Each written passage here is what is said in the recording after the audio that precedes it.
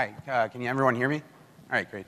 So thank you guys for all being here today. So the title for this discussion is Advanced Threat Protection for Office 365, for your Office 365 environment. Hopefully everyone's in the right place. And thank you once again for joining us during your lunch hour. So my name is Debraj Ghosh. I'm part of the Office 365 product marketing team. I'm here with my engineering colleagues, Jason Rogers, Sumit Malhotra, and Dhanas Raju. And so we're going to talk to you a little bit about advanced threat protection in Office 365 today. For many of you who go to a lot of security discussions, usually the first slide in every topic is probably something about the brutal statistics of cyber threats across the globe. We took a slightly different start today. We actually wanted to talk about digital transformation. The reason we wanted to talk to you about this is that many of you are probably at Ignite today to figure out all the different ways that Microsoft services and products can really help your organization become more efficient, how you can actually automate more processes using analytics, how you can actually enable and empower your mobile workforce. Ultimately, that's really the goal for most organizations today. It's this digital transformation journey. So this is sort of the underlying theme for many of the topics that we are having discussions about during this entire week.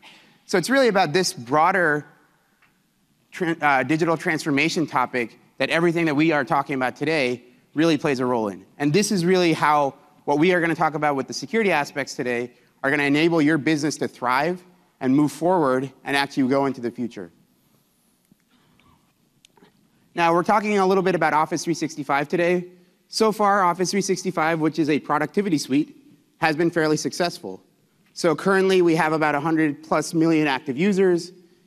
89% of the Fortune 500 is actually using Office 365, and we see a 43% annual growth in our commercial revenue.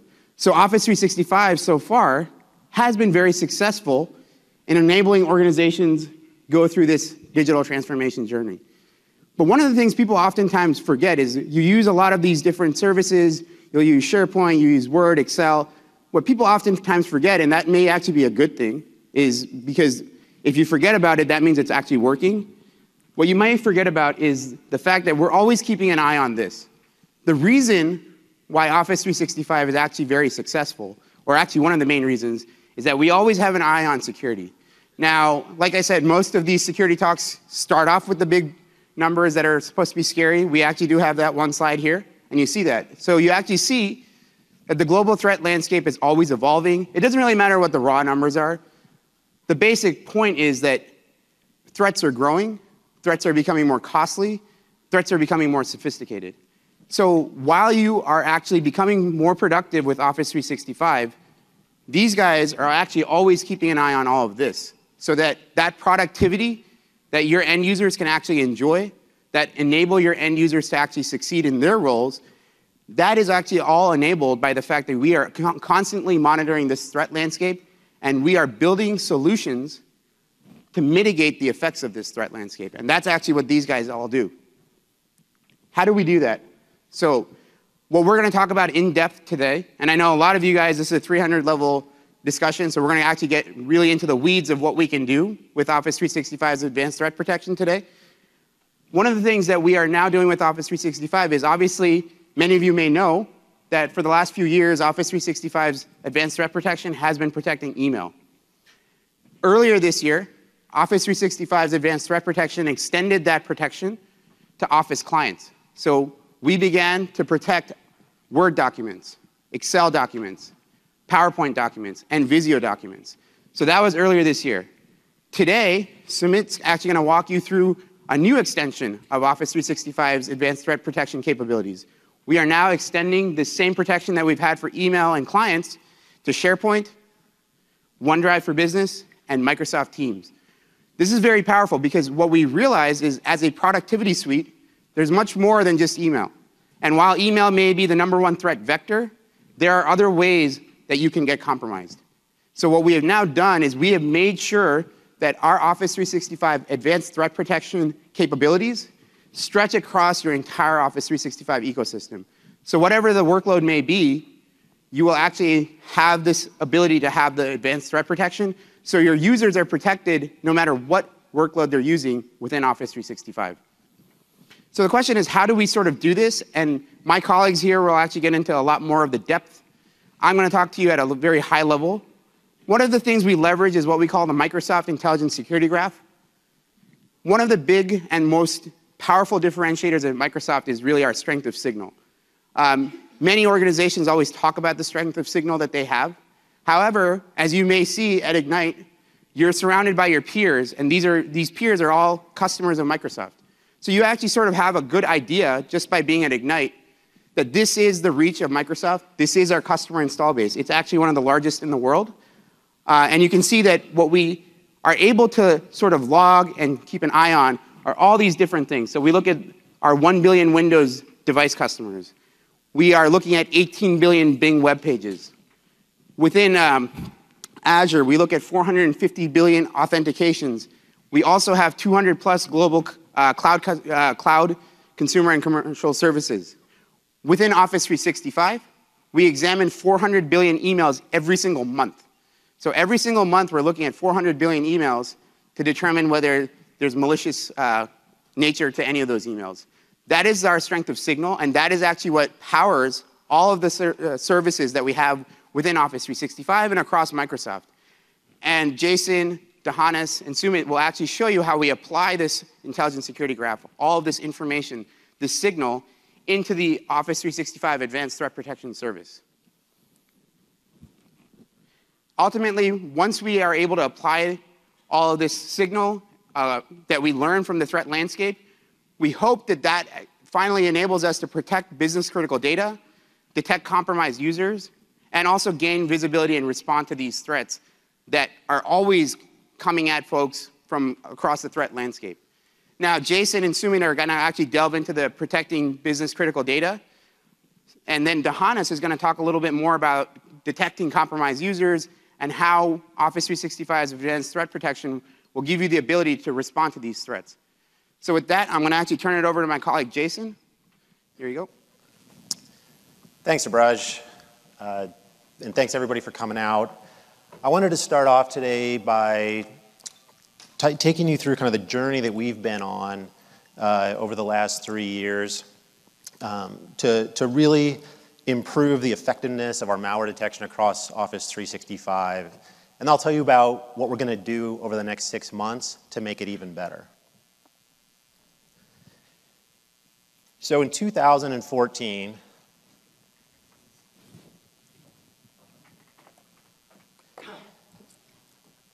really, malware protection in Office 365 was what you think of as traditional malware engines. Signature-based engines, same thing that you've got on your endpoints. We pull off the attachments.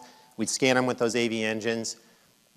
Detection was okay, assuming you could get the signatures out fast enough. Latency's good. It's just like on your desktop. But we really didn't have any kind of solution for detecting advanced threats. So threats that are brand new, threats that are evolving rapidly. And so the graph here over on the right-hand side, those people, they represent everybody within Office 365 who is protected by some sort of solution to detect those new and evolving threats. So in 2015, we launched ATP.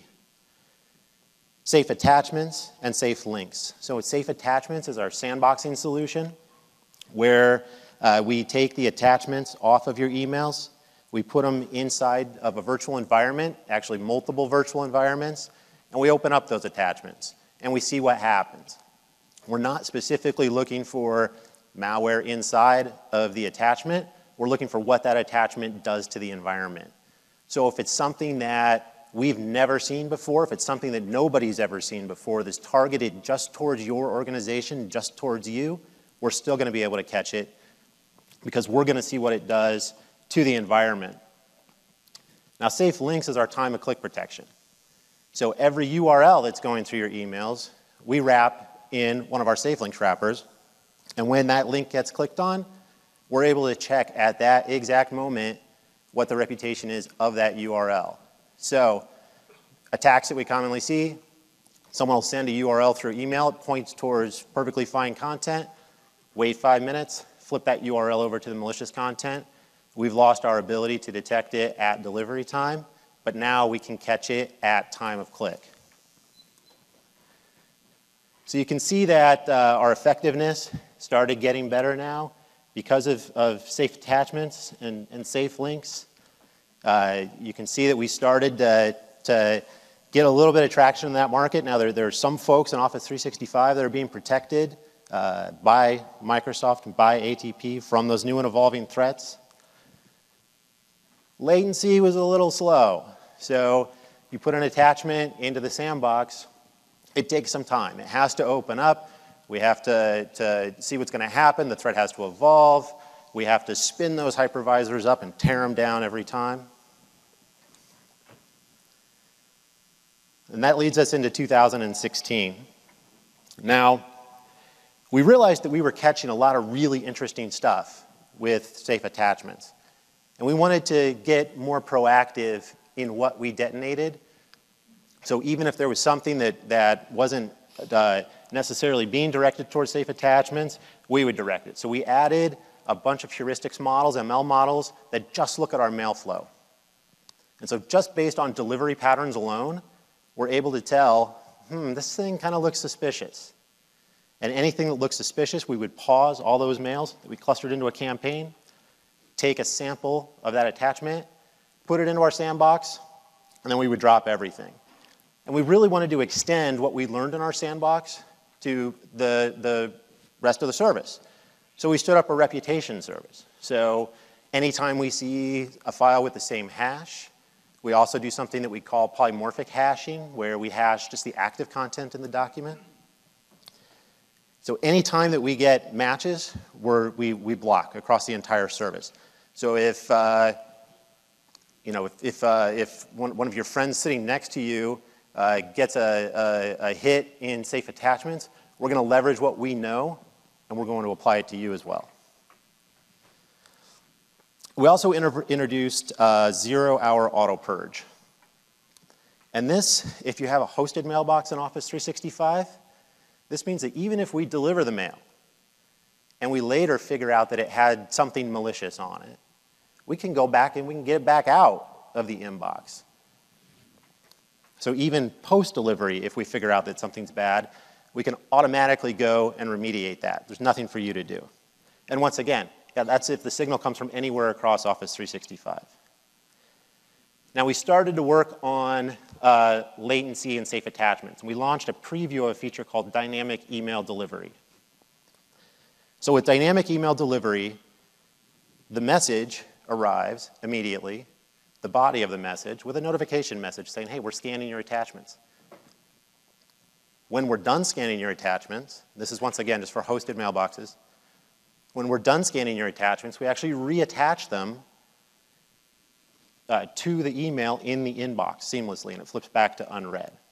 So that started to help out with those latency problems. At the same time, we did a bunch of work with our AV engines. So we really improved the pipeline. We improved how we take feedback from what we are learning inside of our detonation chambers. We feed that back to the teams that do signatures for our AV engines.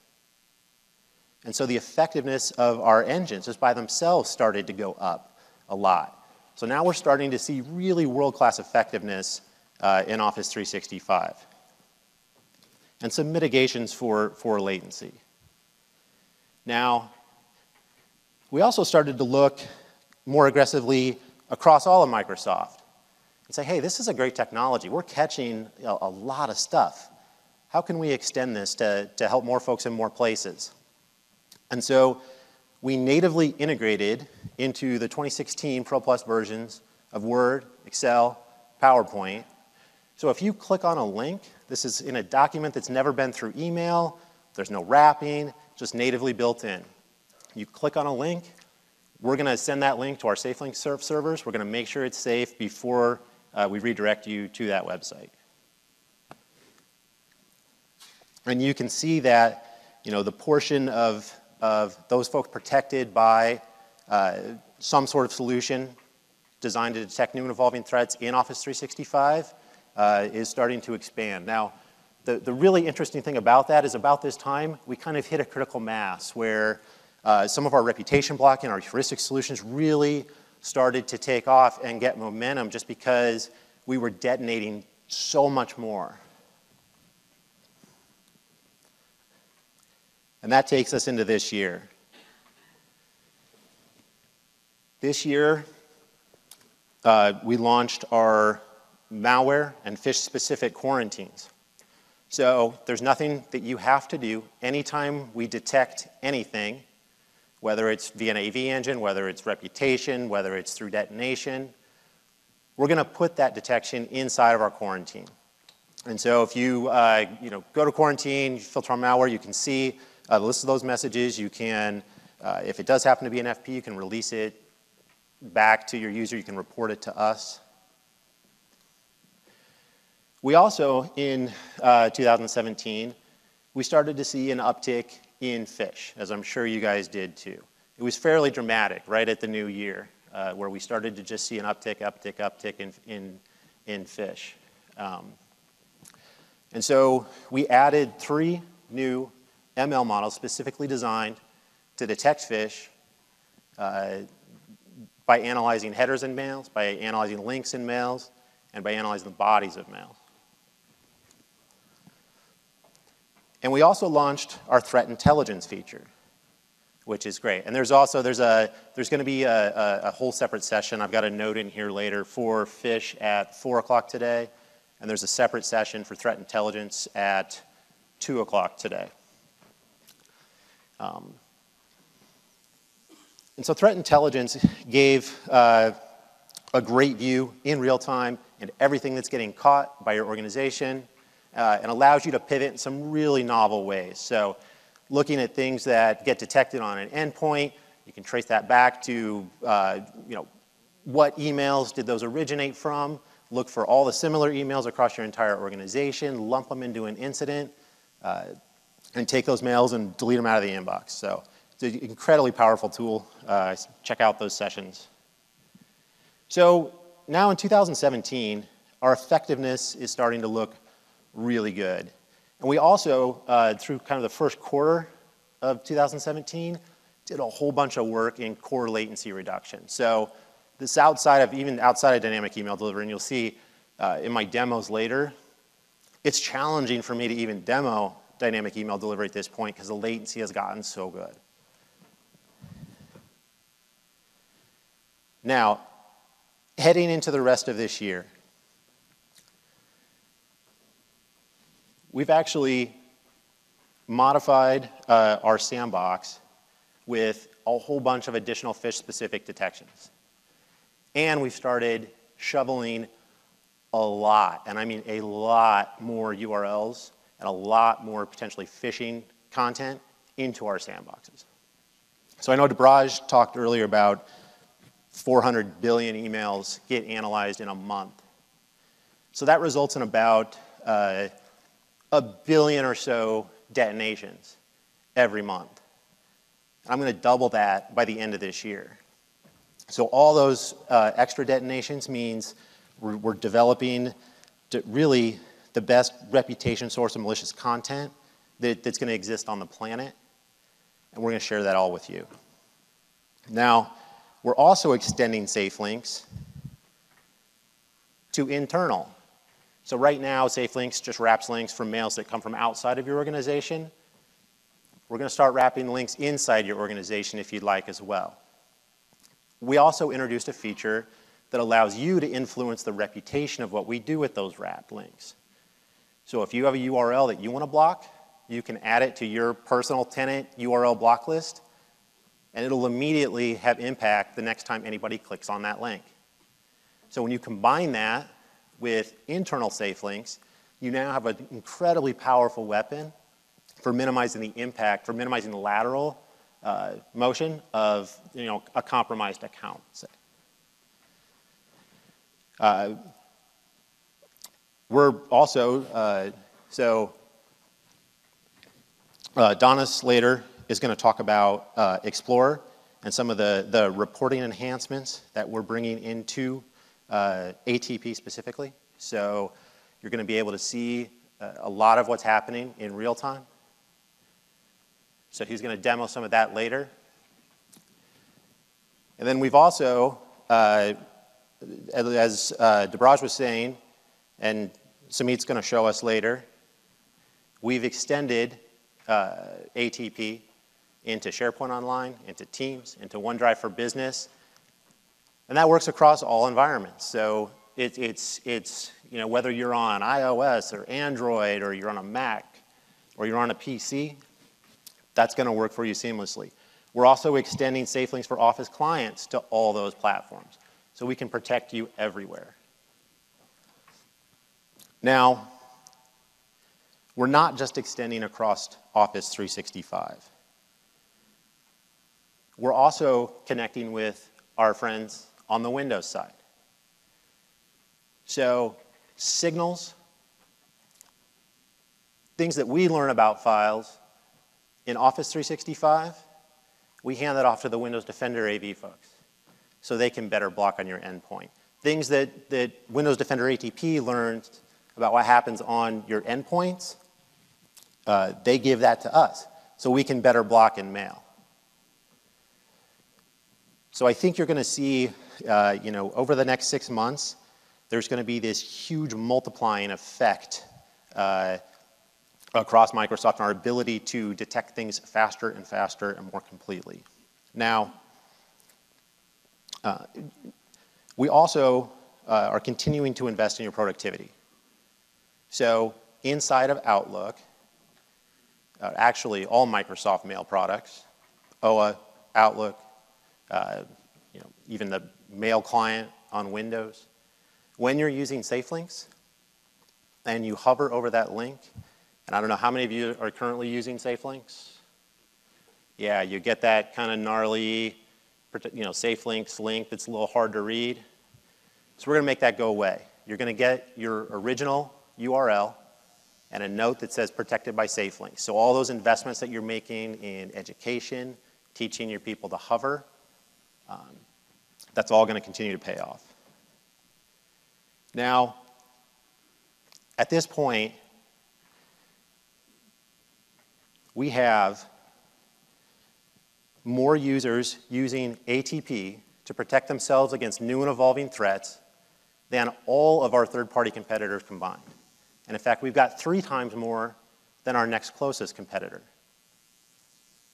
Our effectiveness across all of EOP, and this is just this last month, we hit a 99.9% catch rate for malware across EOP. That is unheard of in this industry. And our latency times through our detonation have gotten down to less than 1 minute averages, and 99% of everything that we detonate happens in less than 3 minutes. So I know that this is a lot, and I hope you've kept up with me on this journey, but we really have been investing heavily in trying to protect you, and we're going to continue to invest heavily in trying to protect you.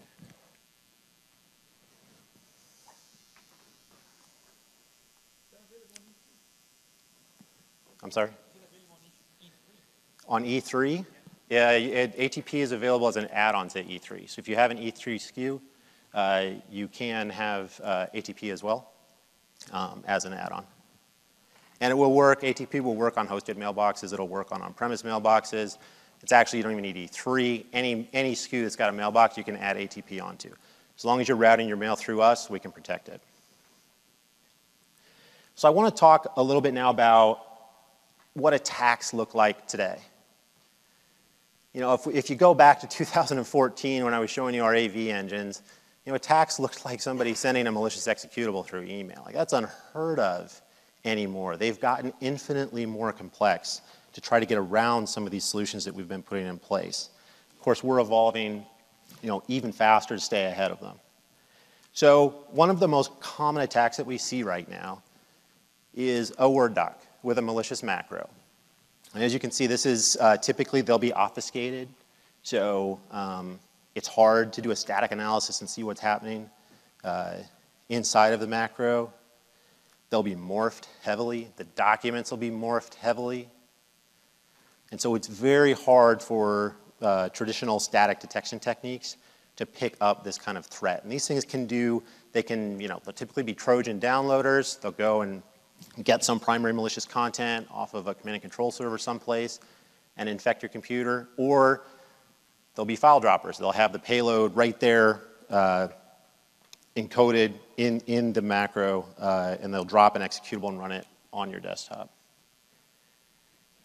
We also see attacks that are multi-vector at the same time. So if it's a targeted attack against somebody in your organization, they may figure out, what this person's Gmail account is, and they'll not only attack through Office 365, but they'll also attack through their personal email. So we see a lot of that.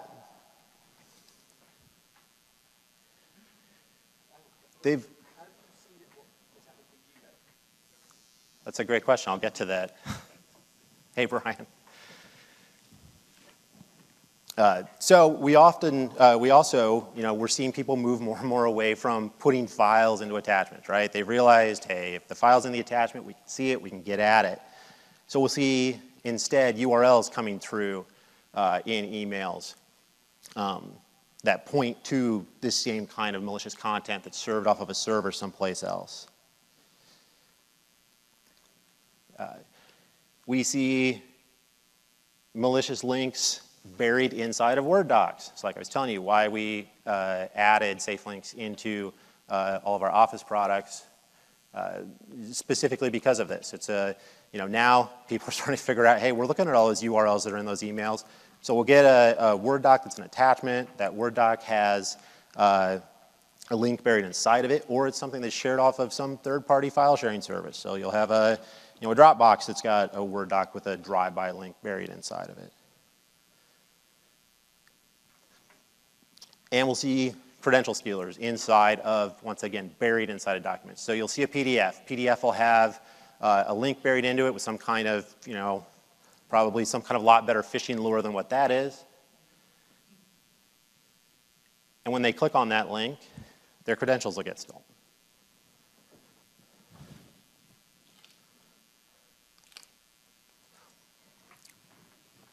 We're also seeing a lot of compromise within even our products, where once somebody gets access to an account, then they'll try to do lateral movement within that organization by sharing out on things like OneDrive for Business, or anonymously sharing out to other organizations even from OneDrive for Business.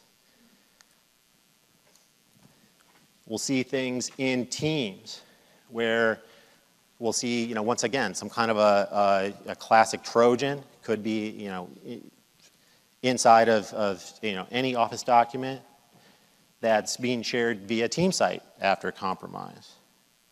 Or we'll even see these, once again, similar kinds of phishing attacks, but delivered through much more advanced social engineering mechanisms. So start a conversation with somebody in Teams, gain a little bit of trust, then hand them off the document, get them to click on it.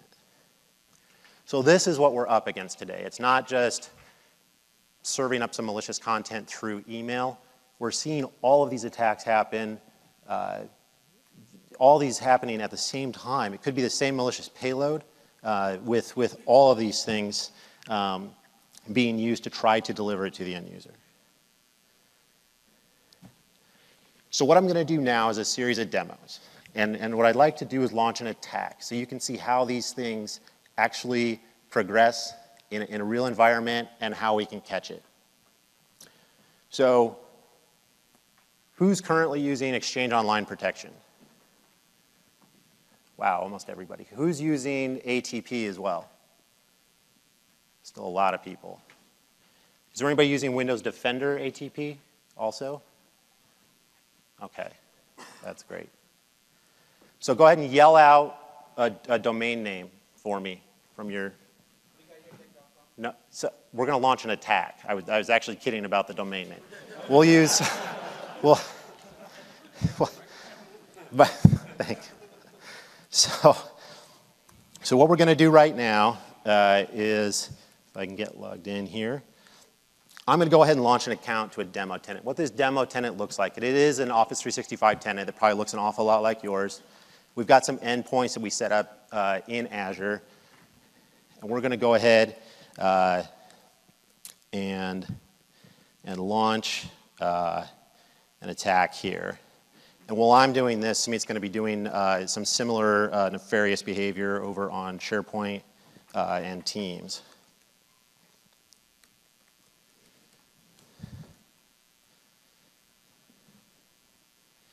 Okay. I think we've done it. So I'm going to go and use that first example that I showed you. And this is, like I said, this is something that we see all the time today. So I launched an attack with a Trojan downloader inside of a Word doc. And by doing that, hopefully, if I did a good job, I should have been able to get past our AV engines. It looks like we still have our ATP scan in progress. So actually, while, whoops, I'm sorry, that was not the right email. Ooh, this one's still in progress too. See, I got to be fast if I want to actually show you this.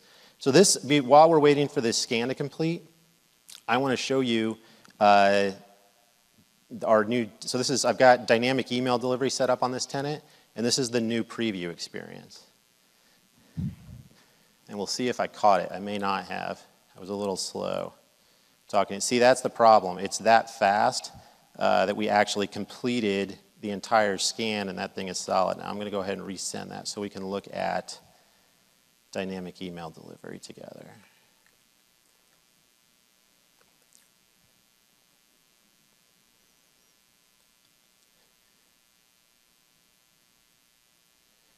Oh, now we're being shy. Oh, there it just came in. Thank you, Phil. So, scan in progress, and when we click over here, I can now preview that Excel file inside of our WAC viewers where it's completely safe for you. So inside of the Microsoft web viewers, we can go and take a look at that file while that scan is completing. So zero productivity loss. So not only do you get the body of the email, you get to see what's in the attachment, you can get a look at it. Once that scan is complete, we find out that that attachment is safe. The real attachment reattaches to the email, and you can use it complete with any active content that it's got.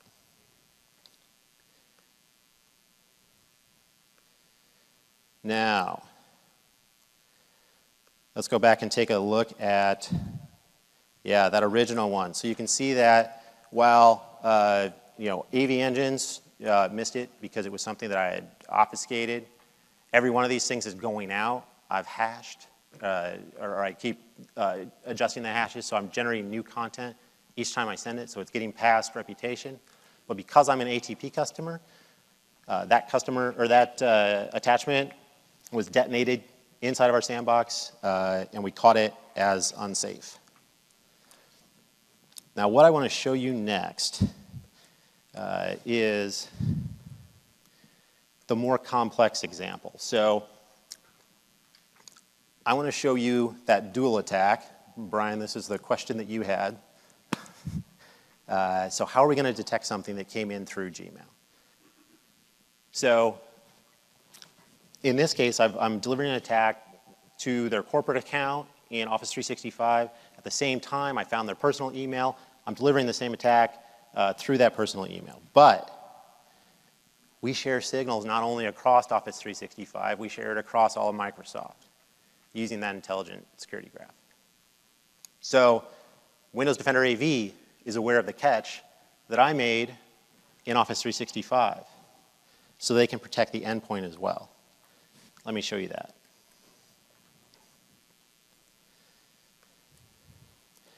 So you can see that while I was talking, now I'm on the next mail. This is the one coming, whoops, sorry, let me, yep, you can see.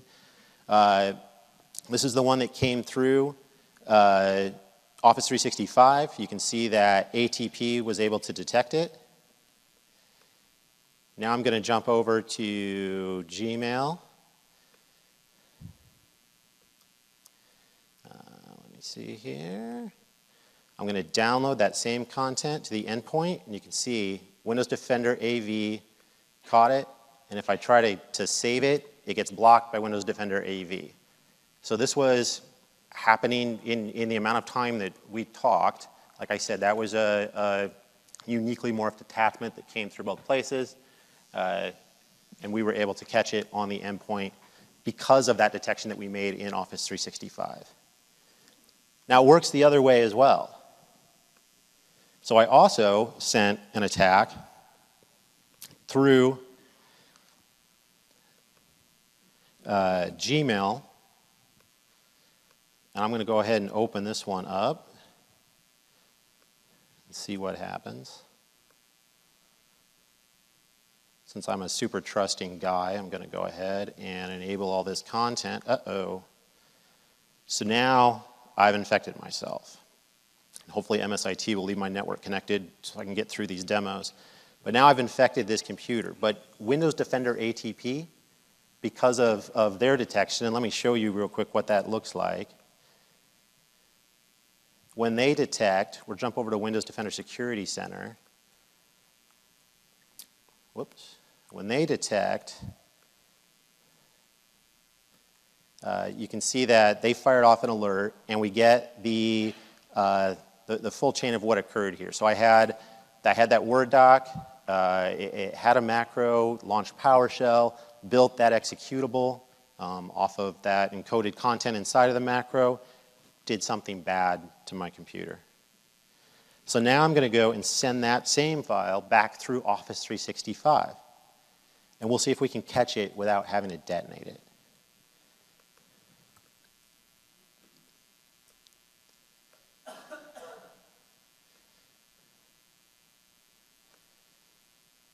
Okay, so see here now, you're not getting the same kind of detection. We're not getting that dynamic delivery ATP, this file is unsafe connection. This actually got caught before it ever got to ATP. So because we had caught it on an endpoint, and this isn't just endpoints in your organization, this is because we caught it on any endpoint that Microsoft protects with Windows Defender ATP. We've taken that signal and we've applied it to all of EOP, not just ATP.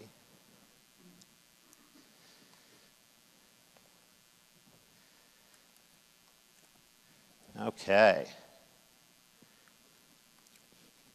So I told you also about, if we don't even have the file, we see people trying to attack us through links that link to files that are stored on some server someplace else, and those links switch after delivery. But with linked content detonation, we actually download what's behind those links and we detonate it inside of our sandbox just like it was an attachment in the email.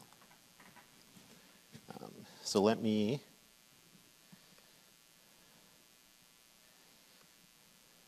okay, so now we've got the link to that malicious content, and it gets blocked by safe links because of the detonation that happened after the download.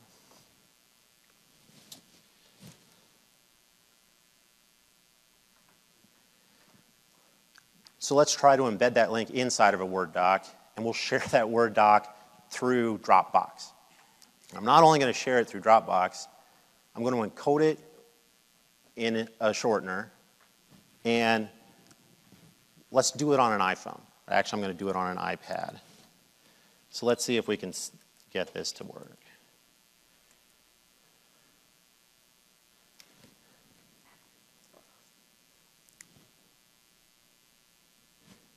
So now I'm on an iOS device.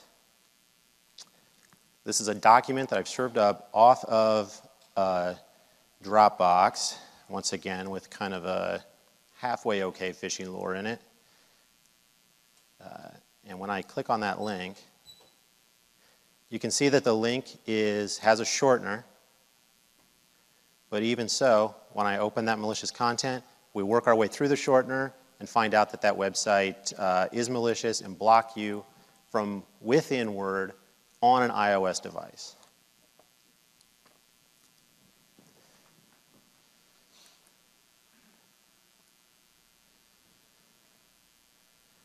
Okay, and this is my last one, and then I'm going to hand off to Samit. So this time I'm going to send a phishing link inside of a PDF file. And this link isn't going to do anything malicious. It's a link that just points to a a site that tries to get you to enter your credentials. That's all it does. So it doesn't inherently do anything malicious as behavioral detection that we can do inside of the sandbox. What I told you, we've added a whole bunch of detections specifically for these kinds of phishing cases within our sandbox. So you can see here, this is the one that I sent through, was that same PDF, had a link in it. We actually followed that link inside the sandbox, looked at the page on the other side, determined that this is suspicious. They're trying to get you to enter your credentials. The site isn't what it says it is. And we blocked the link using safe attachments based on that analysis. So now Sumit's going to walk you through some of the SharePoint, Teams, and OneDrive for Business examples where he was launching his attack while I was launching mine. Thank you, guys.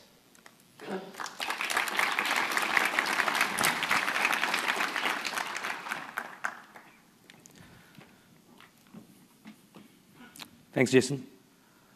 So as Debraj and Jason mentioned, we're super excited today to be announcing that we're expanding the same protection that you get through Office 365 ATP to files in SharePoint Online, OneDrive, and Teams. And before I walk through some of the attack vectors and the protection that we offer through the attacks that we just did, I wanted to touch upon how we've integrated with these services. So when you think about SharePoint, OneDrive, and Teams, these all provide many collaboration-related mechanisms for our employees and users. And so one of the things we've done is we've directly integrated into the event pipeline for SharePoint, OneDrive, and Teams, which means every time we see a signal around collaboration, like anonymous sharing, company-wide sharing, guest user activity, or any file activity in Teams as an example, we use that signal along with the threat feeds that we have through the security intelligence graph to identify which files we're going to actually retrieve from these services for ATP. And if you think about some of the threat feeds we're leveraging, these are not just internal to Office, they're beyond Office and beyond Microsoft. We've also built a lot of intelligence into ATP, where if we see a user within your organization sending malware, for example, in email, we'll take that signal, take that user, and then go and see what other activity they have in SharePoint and inspect that activity through ATP. Similarly, we've also built in mechanisms where we can react to on-demand scenarios and patterns like, for example, WannaCry or Petra, as and when they happen. So we're not scrambling trying to figure out where these exposures are. So just to summarize again, we've got collaboration signals, which are kind of the first-degree signals that we're using. And again, we're plumbed right into the event pipeline, as well as these threat feeds and leveraging the security intelligence graph to kind of extend that protection to a broader set of scenarios around collaboration. Now, you might ask, once ATP finds something infected, what do we do with that, right? And this is where the second half of our integration comes in, where we're again directly integrated into the file stores. That's the file store layer under SharePoint, OneDrive, and Teams. So if we find something infected, that's where we persist the verdict for that file, which means no matter which endpoint, which mid-tier API that you use to access your files, that verdict has to be honored. And if it's an infected file, the opening of the file and the download of the file is blocked by default. So let me show you what this looks like in the context of the demo that we just did.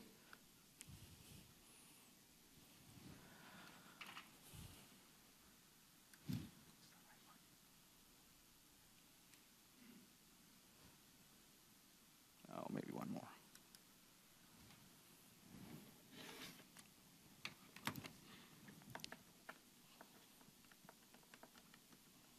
That should work.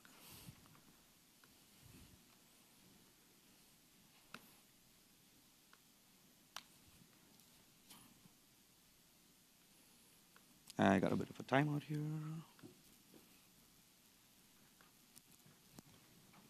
Is it 8 or 7? 8. There you go. It should work.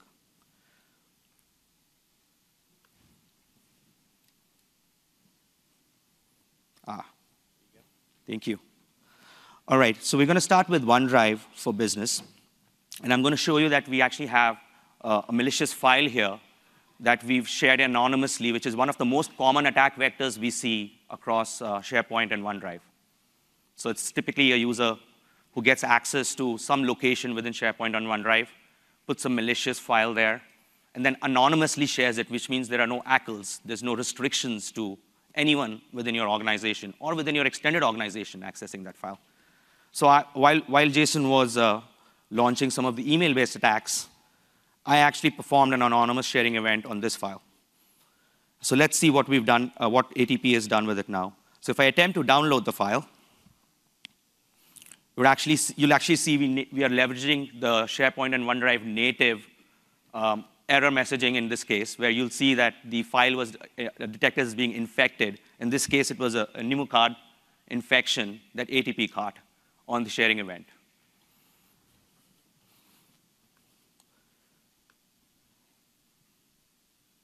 If I attempted to open the file, and this I'm not sure why I'm getting the ACL access, but you would essentially see the same error message again. Switching over to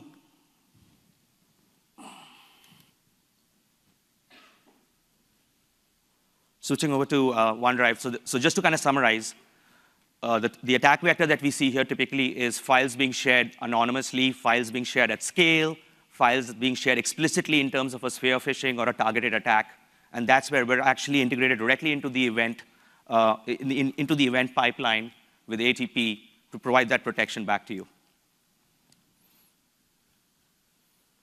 Now let's talk about SharePoint Online.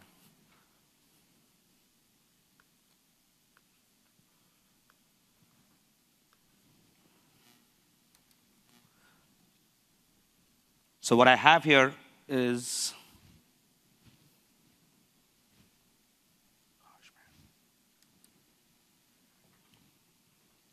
is it 7 or is it 6? Okay, thanks. So what I have here is a SharePoint Online website, and I've placed a document in it called 2017 promotions. So it's a promotion list for your company. And since this is an intranet that's shared out through your organization, you'll see that it has various pieces of information, like news about certain events and links to certain documents within your organization. So you can see a link to that same document here. So again, I added this document to a shared library or a shared team site in the context of SharePoint. And when I click on it,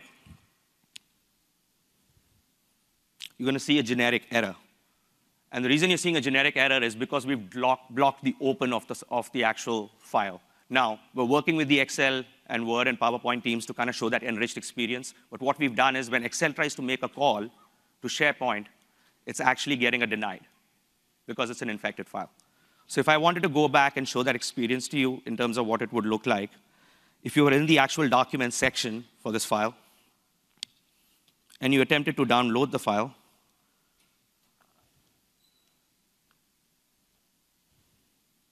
you'd actually get the same generic error.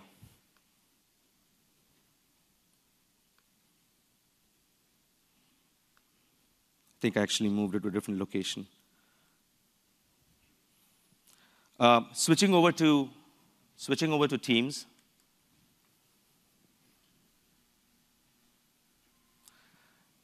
Again, as Jason mentioned, Teams provides just yet one another vector for malicious content to be spread throughout your organization. So as an example, a user could upload or drop a malicious PDF with a link or a PDF with a phishing link within a Teams conversation. They could also email the same PDF to a team channel, which would then show up in the Teams web or desktop or client or mobile experiences, as well as add it physically in the Files tab within Teams.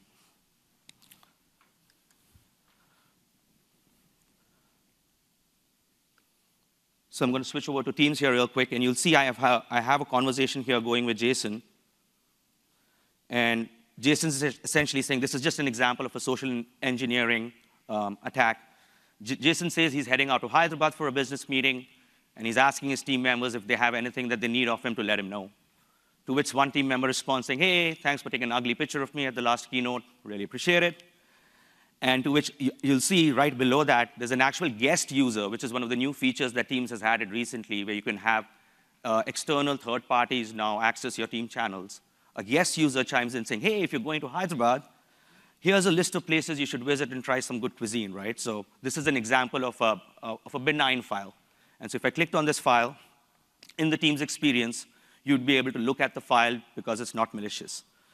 In the same context, the user then says, hey, just as a follow-up message, can you approve this in voice before you leave?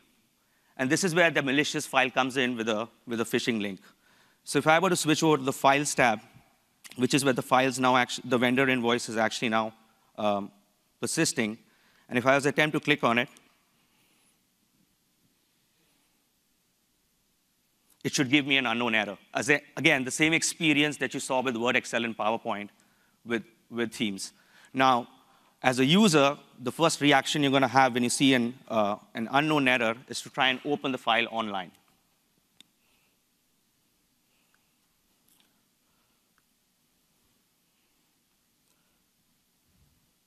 So I go over to the Files tab, I click on the file, and I say Open Online. And that's where you see the virus message, because SharePoint is natively blocking access to that file. With that, I'm going to turn it over to Dhanas to speak about some of our reporting and related insights. Thanks, Sumit. Hello, everyone. I will just first start off by asking, like, who in your organization manages security admins over here? Okay. How many of you manage the mail flow or messaging for your organization? Okay, pretty good. So my role in this team is essentially focused on improving the admin experiences you guys get from EOP and ATP features. So 1 second, let me switch back here.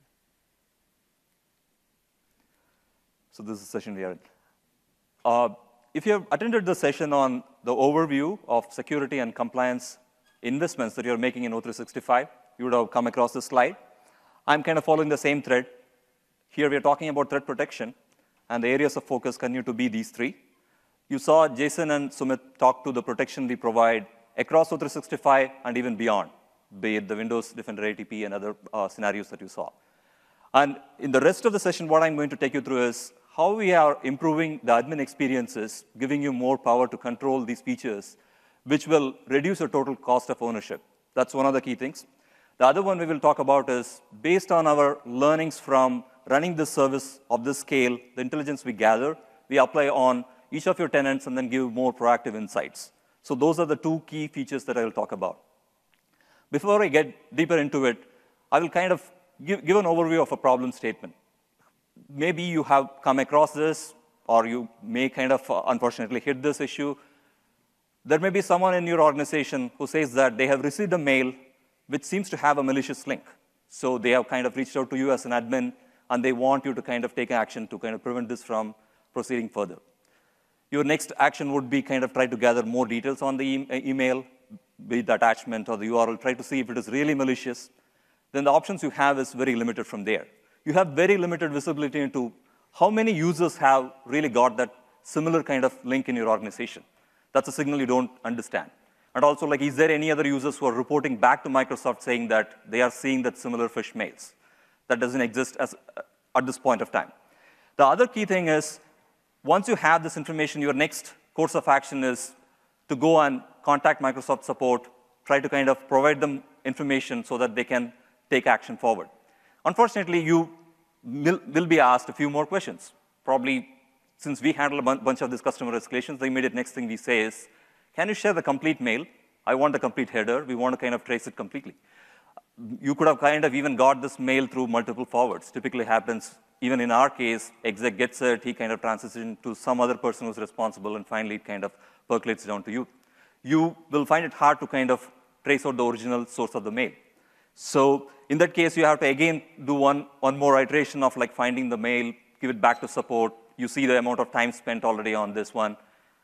And interestingly enough, once it comes to Microsoft, from customer issues that you have faced of this similar nature, we know that 30% or more times, what we realize is the final fix is essentially in fixing a configuration in your organization or making your end users make a change. So eventually, the change was supposed to kind of have been done within your org again. So now you go back, make the change, go back to our reports. Currently, our reports refresh once in 24 hours, so I have to kind of give it. So you have to wait long enough to understand if similar mails are getting blocked going forward. That's the current state of things. So we are bringing in 3 new features which are going to empower you in this whole workflow that I talked about. The highlights are, the first one is the insights. It will provide you proactive recommendations once we realize that your configurations are drifting from what is optimal to run your service. We will see it in detail. Second one is the user-reported messages. Today, when the users report a message as junk, it comes back to Microsoft, and you guys are missing the signal. In the traditional days, when you were running your Exchange in your own on-prem environment, when your users complain, it was the signal coming to you as admin. You had all the power and capability to kind of act immediately on that.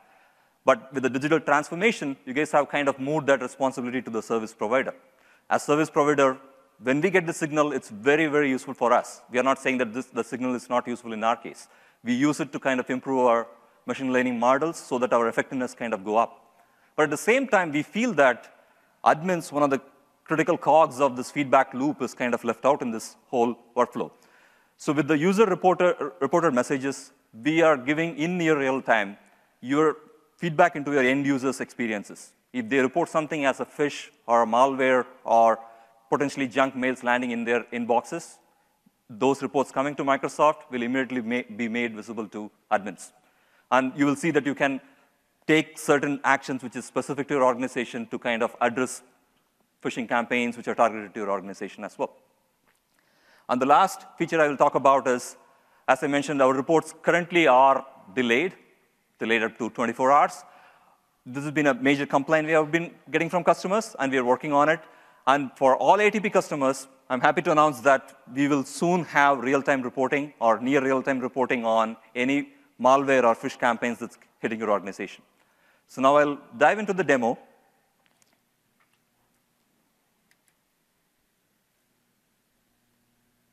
Okay.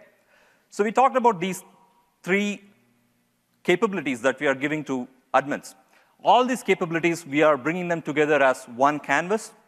So this is a new feature that we are introducing in Security and Compliance Center. It will be under the threat management, and you'll be able to kind of get to the dashboard. And it gives a single canvas where you can kind of act on all the 3 things that I talked about. You will find a set of insights which is waiting for you, for your organization, how you can improve your configuration. And you have an entry point into the user-reported messages. Like these are the messages that your end users are telling us, saying that their experience is subpar. And also, you will get the overall trends, the traditional reports that you have from our stack. So you can get to any of these places from here. I will briefly touch upon some of the insights here. So what does an insight look like? So when you make a configuration, I will take this first configuration out here. At some point of time, while you're working on a specific issue for a domain, maybe your mails are not flowing, you would have taken an action which is like allow the domain. And specifically, if a domain looks so trustable like here, you'll probably went ahead and then just allowed the domain. And this domain could be any domain. It can be Gmail, AOL, Yahoo. You could have done it in that context. But this vector can be used to exploit. This particular surface area can be exploited so that they can send in any phish mail. For example, in that domain, if there are users who are compromised, they can now kind of freely send messages directly into your users' inboxes, because you guys have a configuration which is kind of preventing our protections from taking effect. So what you have out here is we have identified the number of users who are complaining about receiving phish mail from this domain. So we have collated that information, and we are saying that, OK, this is a trend of phish mails you're receiving as a result of this config. And immediately, you'll have a recommendation action where you can go and take the necessary steps to kind of get out of that situation. So how we manage to do this? The place where we start is the user-reported messages. When the users kind of complain that they're receiving a phish mail, we kind of overlay it with what is the configuration the user has, or the particular organization has. And also, based on our intelligence on the support, we know that there are a bunch of other customers who had these kind of similar issues. So we apply that intelligence, and we kind of derive out a specific insight for your tenant so that you can act on it specifically so that you can improve it to an optimal level. So phishing is one example. I'll get deeper into the second one, which is spam getting delivered to the mailboxes. We have seen that when you guys are moving from on-prem environment or from a different hybrid environment into cloud, you would have had various ETR rules at some point of time. This is to kind of facilitate your transition. And these kind of stay there forever. We have seen it with multiple customers who have this similar issue. So what happens is this prevents our spam protections from taking effect. In effect, on a daily basis, we block about 20 billion mails, or 2 billion mails, which is coming to the organization. That's how we keep the users' inboxes protected. Like, we don't allow them coming into the system in O365. But still, we see that due to such configuration drifts, which is kind of blocking our protection from taking full effect, 10 million mails have been landing in users' inboxes on a daily basis. So my goal here, I'm really passionate about making sure that this shows up in front of the admins so that you guys act on it and bring the 10 million to zero. That way, we are improving the user's productivity and also kind of reducing your total cost of ownership, because these complaints are going to keep coming to you, and you have to kind of start reacting and take actions like raising a support ticket, which we can resolve here. We have additional insights, which we will add here. At this point, we have about a total of 30 insights already in place. Other than the config drift-related insights, we also identify users who are potential targets of certain campaigns. Also, like people who are potentially compromised and they have a suspicious behavior. You certainly have a set of users who seem to be starting to send mail, which are all spam. It can potentially happen when their credentials are out there in the wild. In those scenarios, we recommend you guys take the next set of actions, which is to kind of restore their credentials, setting MFA or like reset their password so that their credentials are again secured so that you can resolve this issue from a single place.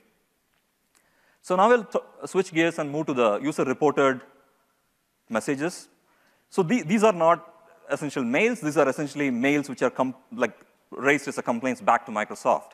So you see a stack of information here. So the users can be reporting things as malware, or it is a junk, or it is like you have wrongly classified something as junk, which is the not junk feature.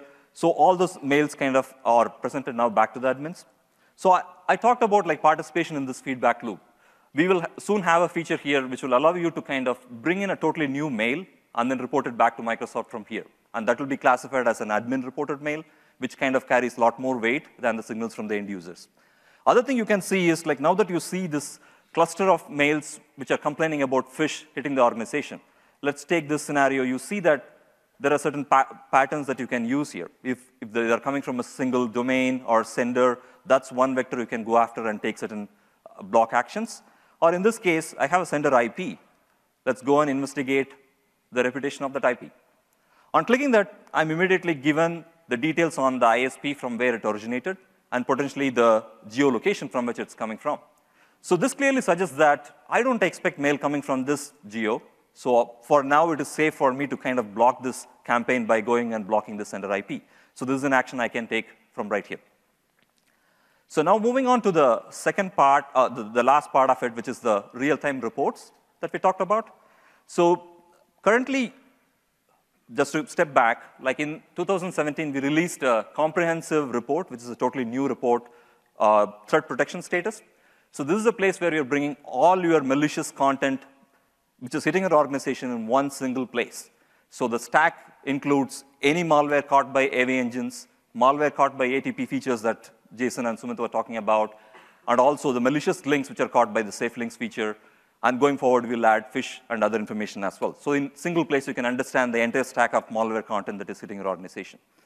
But that is kind of coming out from our cold storage, which means there is going to be a lag in that data getting refreshed.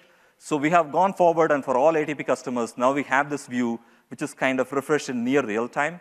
So any malware which is getting caught, this particular view will get reflected immediately. Like I can probably go over some of those users, which like Jason was talking about when he launched those campaigns. We had a few of those mails which came through and was caught by our AV engines and also by our sonar detonations, which is the ATP detonation here. So like here, other additional feature that we have is, other than the real-time refresh that you have, now you have capability to kind of search from within the reports. The current reports were just an aggregated view. Now you will be able to search based on a recipient or a sender domain. There are various different filter categories through which you can search. So these are the additional capabilities from reports. And more details on fish is we kind of provide a separate view on the fish. So when we talk about fish, like most of the time, we want to kind of overlay that with any protection that you're getting from the safe links clicks as well.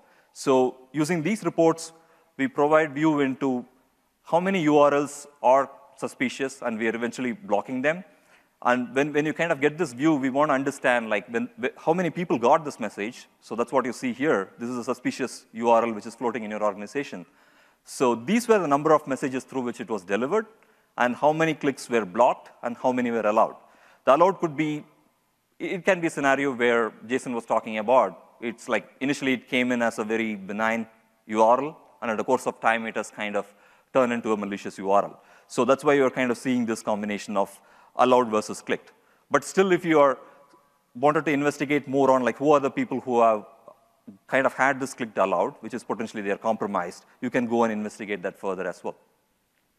And I'll close out by talking to the report that we have around our SharePoint, OneDrive, and Teams scenario. So Sumit talked about our extension of protection for other Office 365 workloads. So those are kind of presented here in a different view, because it's all in the single canvas of Explorer, and you can kind of navigate between various views, and you can get to it. So emails, as I talked about, we saw malware, fish, and submissions, essentially the user-reported messages. And the content-based blocks is the malware, which we catch using our SPO, SharePoint, or like OneDrive or Teams-related workloads.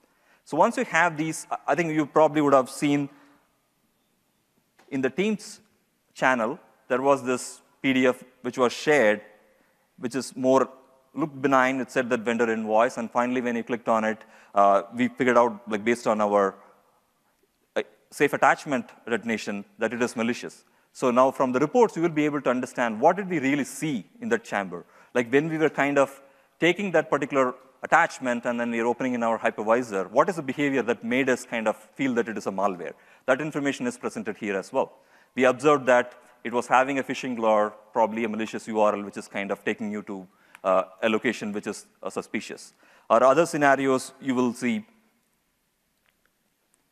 it had certain malware, which is like it was pointing to a document which had a macro in it, or like in certain scenarios, it can be, I think I'm missing